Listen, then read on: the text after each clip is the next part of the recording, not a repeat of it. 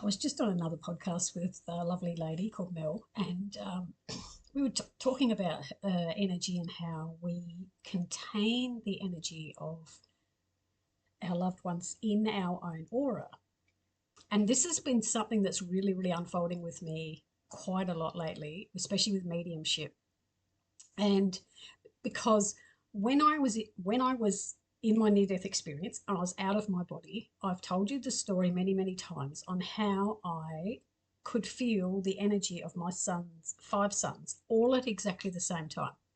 So I was with them. Now they're all grown men and they all live in different places. But my energy when I was out of my body was with them all. So that makes you think, what if what if five of my sons at exactly the same time went to five different mediums all at the same time? But each medium could pick up my energy, right? So my eldest son is with a medium, and that medium says to my eldest son, I've got your mum here. And there's a lot of detail about me. And at exactly the same time, my youngest son is with a medium, and that medium is saying, I have your mum here. So how am I with both of them at exactly the same time?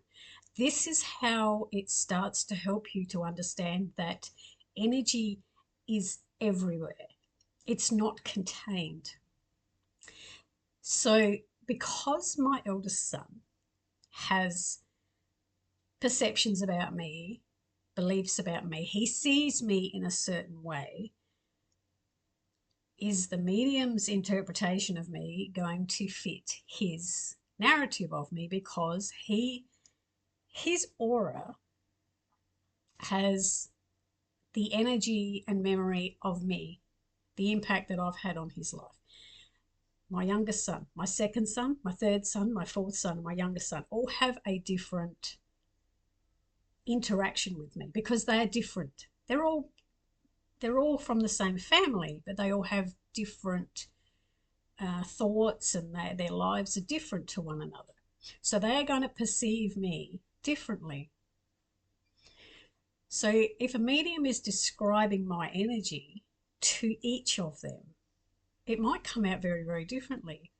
It's the same person, but it's coming out differently because of how I am interpreted with them.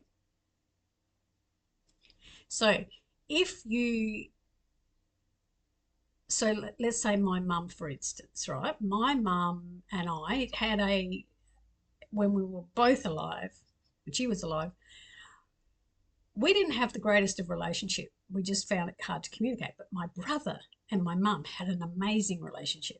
My brother and my mum had the best relationship ever. They could communicate so easily with one another, and he had a great relationship, and I didn't. So if a medium is tapping into my mum's energy, and a medium says that there is your mum has a kind of restricted energy about her. She doesn't share things very well. She doesn't communicate very well.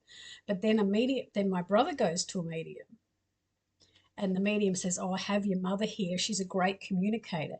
How could they be saying she's a great communicator to him, but to me, she's not a great communicator? Wouldn't that have to mean that they are drawing the information from my aura, from my energy field, as to how I remember her?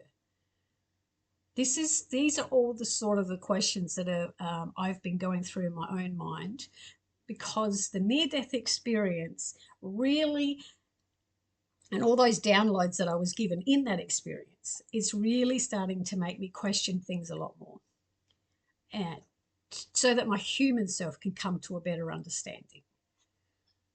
Because as that, that example that my spirits gave me that time with a glass jar, an empty glass jar, and if you've got air in the jar and you put the lid on the jar, that's trapped in there. When you take the lid off and the air comes out and it merges back in all other air, then try to find the same air that was in that jar. But the jar has a memory of that energy.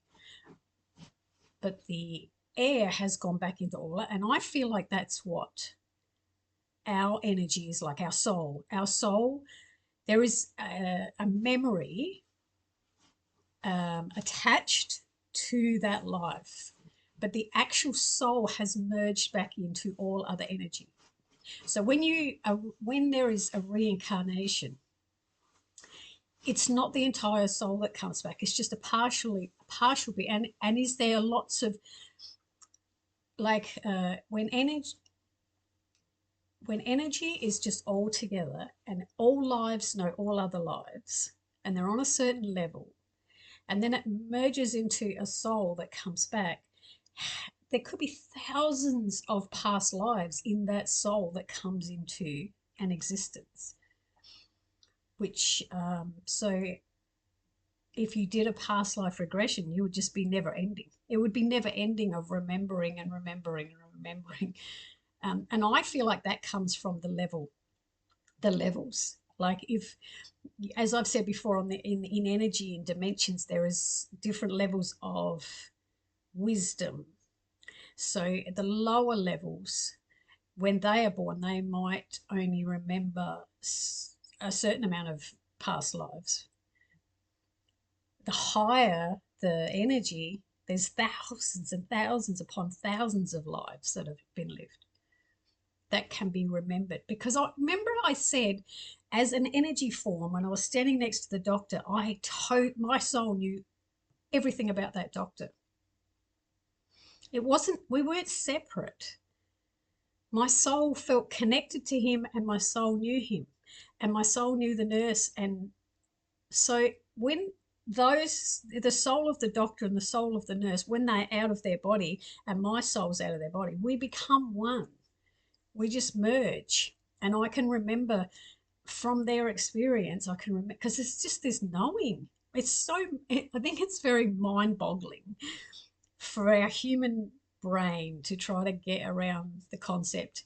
You know, when you start thinking about dimensions and time and none of that exists, you start going, I don't understand it because I'm in a physical world, and where I live, I can only see what I can only see, and I have to organize my life in time. You know, that's how our physical brain works, and it's really, really hard to try to explain what this energy is like, because when you're there, it's so easy. When you are actually there, it is easy, and it's just, you know, everything and nothing is complicated.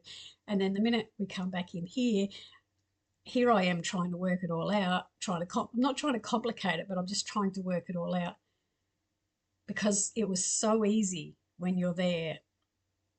And when I'm back in here with my thinking brain, it's not so easy to work it all out.